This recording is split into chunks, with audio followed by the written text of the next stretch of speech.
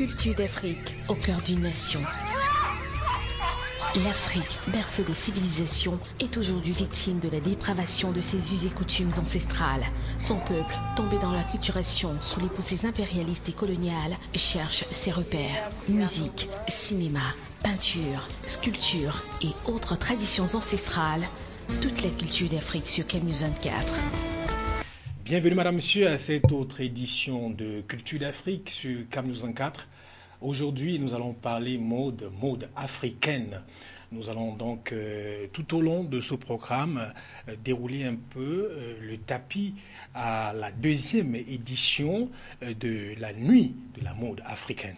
Et pour en parler, nous avons sur ce plateau Arlie qui est membre d'organisation de cette grande soirée, avec elle on va papoter dans la deuxième partie de l'émission. Mais avant, nous allons d'abord regarder ce bref reportage que nous a concocté, la réalisation de Culture d'Afrique. L'appropriation de la culture européenne dans le vestimentaire par les Africains tend à faire perdre la crédibilité de la mode africaine, si chère au continent. Seules des initiatives comme la nuit de la mode africaine participe à redonner à ce style vestimentaire essentiellement basé sur le tissu pagne toutes ses lettres de noblesse. Au Cameroun en général et à Douala en particulier, certains créateurs de mode l'ont compris et les désignent sur aucun moyen pour mettre en avant leur création. Ceci afin de susciter l'intérêt des potentiels clients. Cette année encore, Douala a rendez-vous avec l'histoire grâce à la deuxième édition de la nuit de la mode africaine. Les contours de cet événement qui met en exergue la culture africaine dans la façon de s'habiller ont été visités par les organisateurs et la presse ce 7 juillet 2015 au cours d'une conférence de presse prélude à l'événement. Cet événement que va abriter la capitale économique sera également l'occasion pour les créateurs de mode venant du Mali, du Gabon, de la Côte d'Ivoire de démontrer leur savoir-faire. Voilà, retour en plateau, madame, monsieur. Bienvenue sur le plateau de Culture d'Afrique, Arlie. Merci, Eric. Ça fait plaisir de vous retrouver dans le studio de CAMNews 24. Oui, c'est vraiment un plaisir d'être là et vraiment merci pour l'invitation. Alors, nous parlons de la deuxième édition de la nuit de la mode africaine. Comment comprendre la nuit? Comment est-ce qu'on peut... qu'est-ce que la nuit de la mode africaine? Alors, la nuit de la mode africaine, c'est une nuit pendant laquelle on va vous présenter des designers venus un peu de partout en Afrique. Et donc, chaque designer va présenter sa collection de vêtements. Et aussi, pendant cette nuit-là, il y aura des défilés de mode, il y aura des danses africaines. Et puis, voilà quoi, on va parler de... On va regrouper l'Afrique sur un seul plateau. Et puis, voilà un peu, ça sera vraiment quelque chose de magnifique. Bon, mais on peut revenir un peu en arrière pour parler parler un peu de la première édition. Ça a été la première édition? Oui, la première édition était vraiment un succès. Et on espère que cette deuxième édition va encore cartonner un peu plus même. Parce que, bon, voilà, quoi, la première, on introduisait juste, histoire de voir si vraiment on allait pouvoir mettre tous ces pays-là sur un même plateau et faire quelque chose de bien. Et ça a vraiment été un succès. Et vraiment, merci à tous ceux qui ont été là, ceux qui nous ont soutenus. Et donc, pour cette deuxième édition, ça sera encore de très bonnes surprises. Bon, quel est l'objectif spécifique de la nuit de la mode africaine? Alors, notre objectif, c'est de réunir sur un seul plateau presque tous les pays d'Afrique, les stylistes, et chacun d'eux vont nous montrer leur collection qu'ils ont fait et mettre en avant le tissu pagne, parce que c'est ça qui fait effectivement notre événement, l'Afrique, quoi. Et c'est représenté par du tissu pagne. Donc, c'est un peu ça, notre objectif. Et maintenant, on parle de la deuxième édition. Oui. Quelles sont les innovations? Alors, pour la deuxième édition, il y a plus de stylistes qu'on a invités. Et aussi, il y a des primes qu'on remet à chacun. Il y a des primes qu'on va remettre à chaque styliste. Il y a des primes qu'on remet à des mannequins aussi qui ont participé. Et aussi, il y a pas mal de petits cadeaux qu'on fera à tout un chacun pour cette nuit de la mode. Et alors, la nuit de la mode, deuxième, de la mode africaine, il faut le préciser. Oui. Deuxième édition, ça se passe où et c'est quand? Alors, la deuxième édition, ça se passe à la Maison du Parti, à Bonanjo, à partir de 19h, très précise. Ouais.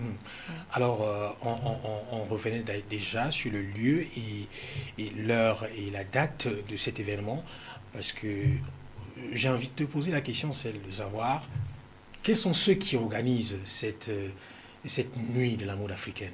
Est-ce des commerçants ou alors, je sais pas, est-ce que c'est uniquement, vous êtes... Bon, j'aime pas trop, vous voyez, hein, tu es membre d'organisation de la deuxième édition ou alors de la nuit de la mode africaine. Ouais. Quel est ton rôle? Alors, déjà pour cette nuit de la mode, c'est précisément le groupe Bilama. Nous accompagnons précisément le groupe Bilama qui organise la nuit de la mode africaine. Alors, nous sommes un groupe. Déjà, il y a le groupe Bilama et nous, à savoir moi particulièrement, et un autre styliste, il s'appelle Parfait Ikuba, venu tout droit du Sénégal. Donc, nous sommes là pour pouvoir encourager le groupe Bilama à faire vraiment quelque chose de spécial. C'est pour ça que nous sommes venus particulièrement pour cette édition, le soutenir. Parce que vraiment, la première édition, elle a été magnifique, on a aimé. Et pour cette deuxième édition, on a décidé de descendre un peu plus tôt pour pouvoir l'aider dans les préparatifs et tout. Donc, nous sommes là. Et puis voilà quoi. Alors Arlie, membre d'organisation de la deuxième édition de la nuit de la mode africaine. Oui. Vous êtes également, bon, je sais pas, peut-être parce que vous êtes très belle, Merci. vous m'influencez un peu. Bon, tu es également mannequin, styliste, modéliste. Oui. Comment est-ce que tu jongles avec tout ça à la fois? Déjà, on va dire que c'est un petit truc que j'ai eu dès l'enfance déjà parce que la maman, elle était styliste. Et donc, on a grandi avec ce petit côté-là de vraiment la mode, l'habillement et tout. Et puis, je travaille pas seule, je travaille avec ma grande sœur. Elle aussi, elle est styliste. C'est Nzichoum Christelle. Actuellement, elle est en Turquie parce que voilà, elle est partie histoire de confectionner d'autres tenues qui viendront au Cameroun pour la présentation. Et donc, je suis, on va dire, en partie pour notre marque de vêtements qui est déjà Cousin. Je suis en partie le mannequin phare de notre Qui est marque. cousin à votre famille? Oui, qui est ton cousin? Non, Cousin, c'est notre marque de vêtements. Cousin, c'est notre marque de vêtements. Et donc, je suis le mannequin phare de Cousin. Et c'est assez facile de jongler entre faire le fashion design et le mannequinat. C'est assez fun parce que bon, ça va dans la même lancée. C'était vraiment bien. Bon, je vais revenir un peu sur le nom Cousin, ça m'intrigue un peu. Pourquoi avoir choisi Cousin pour votre marque de vêtements? Cousin, déjà parce qu'on confectionne des tenues hommes et femmes. On fait dans la haute couture et dans des prêt-à-porter. Et Cousin, c'est ce petit côté-là qu'on avait dès l'enfance, que bon voilà, on nous voyait et puis on disait, ah, des petites filles, mais garçons manqués. Et puis bon, voilà, on grandit et nous sommes des femmes et tout. On a vraiment voulu garder ce petit nom-là parce que voilà, ça marque beaucoup, c'est beaucoup pour nous. Ça marque notre enfance, ça marque le nous, quoi. On a vraiment voulu garder ce nom Cousin-là. Alors, Arlie, styliste, modéliste, Oui. très jeune, comment comprendre? Vous avez fréquenté, vous avez étudié, vous avez appris? J'ai fini l'école, j'ai eu mon bac il y a de cela 5 ans. Et après, je suis allée en Corée du Sud et j'ai fait 2 ans en Corée du Sud. En Corée du Sud, j'ai étudié la langue et puis j'ai étudié un peu le terrain en Corée du Sud parce que en matière de tissus, c'est magnifique. Ils ont vraiment de très beaux tissus. Donc, ce qu'on fait, ma soeur et moi, c'est qu'on achète des tissus un peu partout dans le monde et puis on mélange ces tissus avec du pagne. Ce qui fait notre particularité en fait. Donc à cette nuit de la mode africaine, vous aurez l'occasion de découvrir ce petit côté-là que nous avons, de mixer des tissus africains, asiatiques, ensemble, américains et tout, pour donner vraiment quelque chose de très spécial. Et donc actuellement, je continue toujours mes études en fashion design. Et maintenant, on sait généralement que vous allez participer à cet événement en présentant vos vêtements. Oui.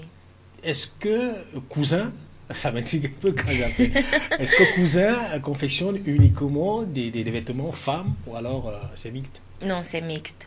On confectionne tout, que ce soit homme, que ce soit femme. Mais le petit truc qu'on a en plus cette année, ça sera de la lingerie fine. Mais ça ne sera pas présenté à la nuit de la mode africaine, bien sûr. Juste, on va présenter des tissus, des tenues hommes et femmes. Oui. Bon, mais la nuit de la mode africaine, ça valorise le tissu pain. Je voulais un peu poser la question, celle de savoir, est-ce que la lingerie fine, c'est ça? Oui. C'est avec le tissu pain toujours, alors c'est avec le tissu naturel? Non, de la lingerie fine pour cette édition, pour notre première édition, notre premier lancement de la tenue, non, c'est pas en tissu pain. C'est pas en tissu pain. Oui. Et maintenant, est-ce que Arly défile aussi pour d'autres marques ou alors elle est juste la mannequin ou alors le mannequin de Cousin? Non, pour l'instant, je suis uniquement le mannequin de Cousin, mais aussi je fais pas mal de shooting aussi quand même avec d'autres personnes, avec d'autres photographes quand même. Et puis, bon, je peux pas vraiment défiler pour d'autres mannequins parce que j'ai déjà signé mon contrat avec Cousin. Avec vous-même, quoi? Oui, exactement, on va dire avec ma sœur, parce que on va dire qu'elle me garde pour elle seule. Et donc... je pense pas pouvoir, je peux pas défiler pour d'autres marques pour l'instant, mais pour des shootings, oui, là, je peux quand même faire des shootings. Est-ce que Cousin également organise des événements comme celui que nous allons vivre le 25 juillet prochain à la maison de partie de Bonandia? Oui, effectivement, déjà après ce qu'on va vivre à la maison du parti de Bonandia, nous comptons effectivement lancer aussi... un truc du genre. On aimerait présenter déjà notre marque de vêtements déjà d'ici la fin de l'année. On le fera. À Yaoundé ou à Douala? On réfléchit encore. Vous réfléchissez encore? Oui. Bon, maintenant, nous allons encore rentrer un peu dans c'est-à-dire, on va un peu voir le côté économique. Est-ce qu'aujourd'hui, vous, quand je dis vous, vous êtes deux, hein, oui, avec votre sœur, vous en sortez? Est-ce que c'est facile pour des stylistes, modélistes de s'en sortir avec la fupérie qui envahit le marché camerounais? On va dire qu'au début, c'était pas vraiment trop évident. Mais ce qu'il faut comprendre, c'est que quand tu fais de la qualité, pas de la quantité, tu as ta clientèle. Ça, c'est clair. Parce que nous, déjà, on ne fait pas dans la quantité, mais dans la qualité. Je vous ai dit, par exemple, qu'on partait un peu partout dans le monde pour acheter des tissus, genre asiatiques, européens, et puis celui africain. On les mixe ensemble, et puis on confectionne des tenues assez alléchantes, assez bien, assez cool, très classe. Donc, les clients que nous avons sont totalement satisfaits parce que ça ne fait pas partie du vrac. Vous voyez, c'est pas du genre, je vais porter une tenue, je vais sortir, je vais voir mon voisin avec et tout. Non, pas du tout. Donc, notre clientèle est totalement satisfaite parce que c'est particulier ce qu'on confectionne. Tu es sûr que quand on va coudre ton vêtement, tu vas pas le voir ailleurs. Oui. Bon, en tant que styliste, modéliste, est-ce qu'il t'arrive parfois d'aller acheter aussi de la fupérie? Un bon pantalon jean Oui, bien sûr, de temps à autre. C'est-à-dire tu ne restes pas dans ta ligne? Non, pas toujours, mais bon, de temps à autre, je peux sortir. Mais aussi, parfois, je peux acheter un pantalon jean, comme vous dites, et puis je vais le décorer, peut-être je vais mettre du tissu pagne, ou bien je vais mettre une petite fleur, un truc quand même particulier. Question de te reconnaître dans ton pantalon. Exactement. Donc, ce qui fait que quand je vais sortir, automatiquement, on va me faire genre, et Arly, tu as acheté ça? Où je vais dire, bah... j'ai confectionné moi-même. Et puis voilà quoi. Ouais. Et alors maintenant, quelles sont les difficultés que tu rencontres ou alors que vous rencontrez dans votre corps de métier? La difficulté dans notre métier, c'est beaucoup plus la jalousie. La jalousie? Oui. Comment comprendre? Oui. Bon, on va dire que C'est un peu du genre, quand tu progresses, ton voisin ne veut pas te voir progresser et tout. On fait face souvent à ce genre de choses-là, ou bien des gens qui vont te mettre des bâtons dans les roues, et ainsi de suite. Mais sinon, généralement, notre secret à nous, c'est de porter toujours ça en prière, histoire de ne pas tomber dans ce piège-là et tout. Et puis voilà quoi, le Seigneur nous aide et puis on avance.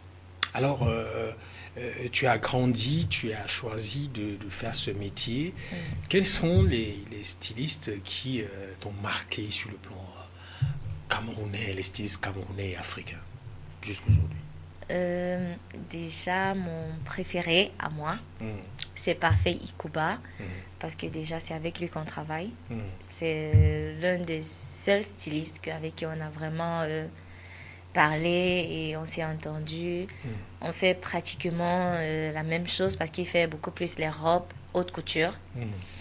Et donc, quand on a commencé au bas de l'échelle, il nous a beaucoup soutenus jusqu'à cet instant.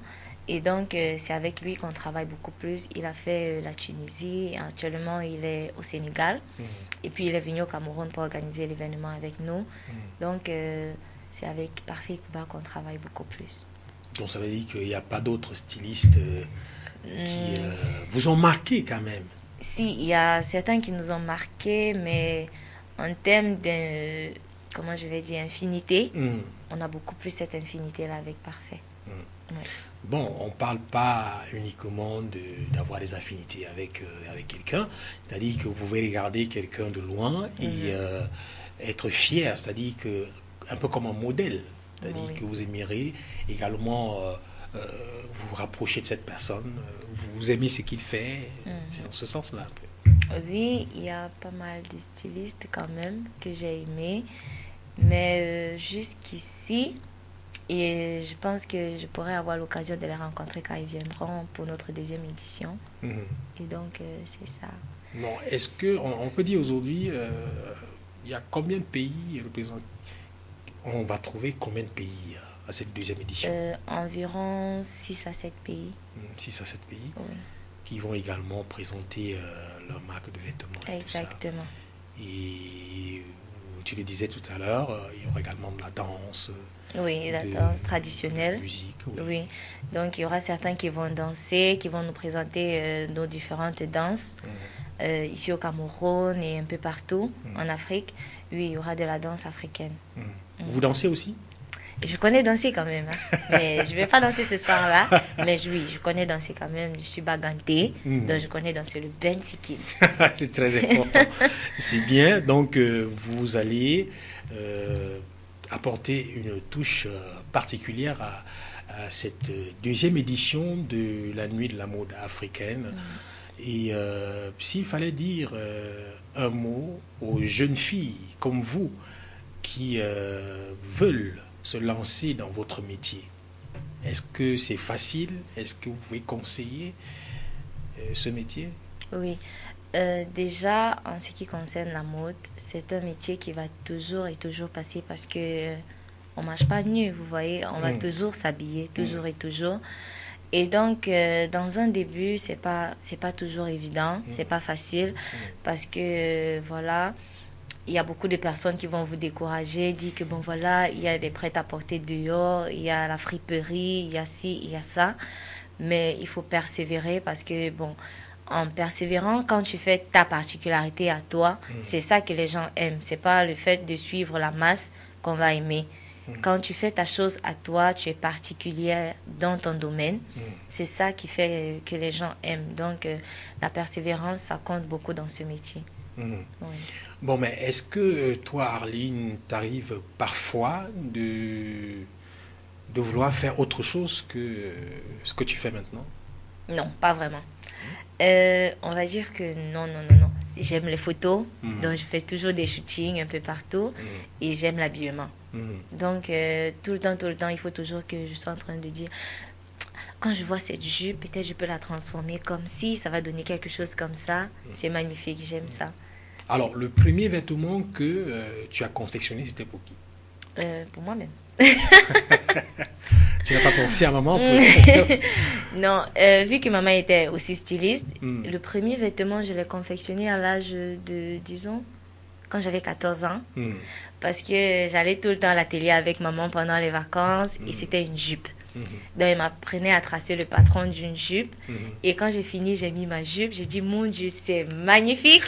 Ça, je vais confectionner des jupes pour toute la maison. Donc, j'ai fait des jupes pour mes soeurs, j'ai fait des jupes pour maman. Et c'était vraiment bien. J'ai aimé ça. Et puis, bon, j'ai dit, bon, voilà quoi.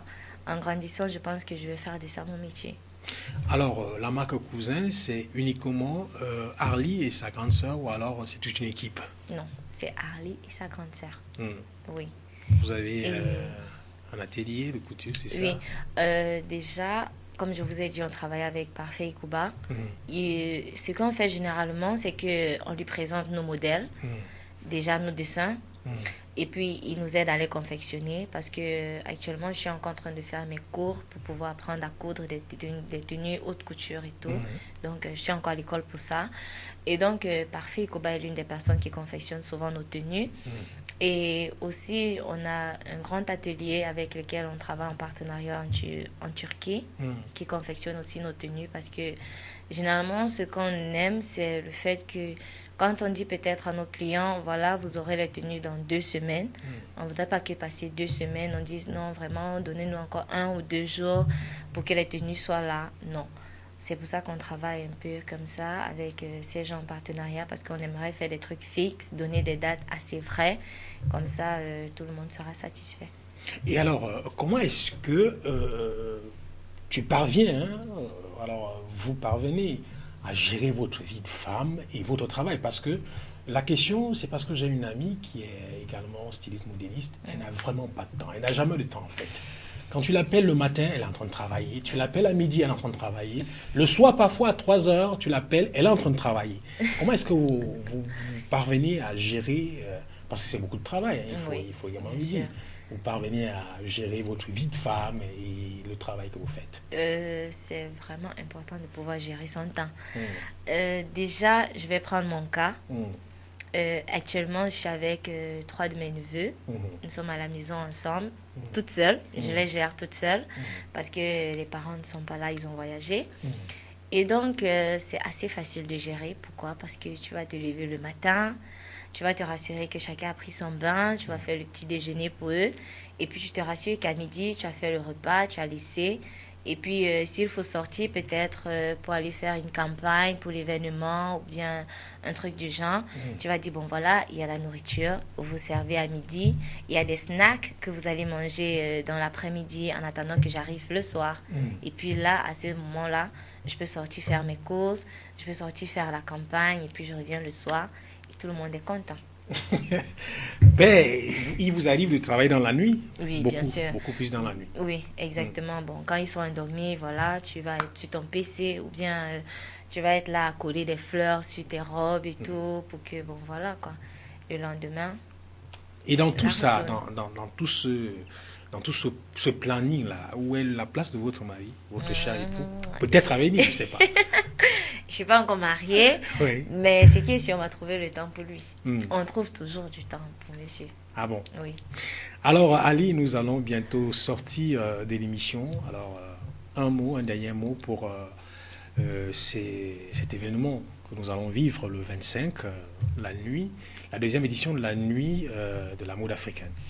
Alors, je vous invite tous à venir le 25 juillet à la maison du parti de Bonanjo à partir de 19h, vivre cette deuxième édition avec nous parce que ça sera vraiment quelque chose de très bien, de grandiose, parce que nous avons 30 stylistes que nous avons invités un peu partout. Ouais, 30 stylistes, 15 qui vont nous présenter les prêt-à-porter et 15 qui vont nous faire de la haute couture. Donc venez tous, venez nombreux découvrir ce côté-là de l'Afrique que nous vous réservons parce que ça sera vraiment quelque chose de magnifique. Quand vous regardez les tenues que les stylistes ont confectionnées, c'est vraiment waouh. Là, tu es vraiment fier d'être africain. Ouais, c'est possible. Et je t'assure, c'est magnifique d'être africain parce que quand tu vois les tenues, ces touches africaines, c'est vraiment tu es fier dans ton cœur, là, tu dis, oh mon Dieu, c'est magnifique d'être africain. Donc, venez vivre cette édition avec nous, venez nombreux, ça sera vraiment quelque chose de spécial et d'inoubliable. On vous attend vraiment nombreux.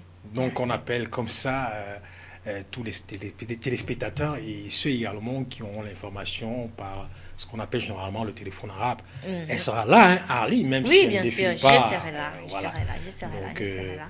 elle va apporter sa touche, elle et sa grande sœur, à cet événement. La deuxième édition de la Nuit de la mode africaine, c'est le 25 juillet à la maison du parti de Bonanjo.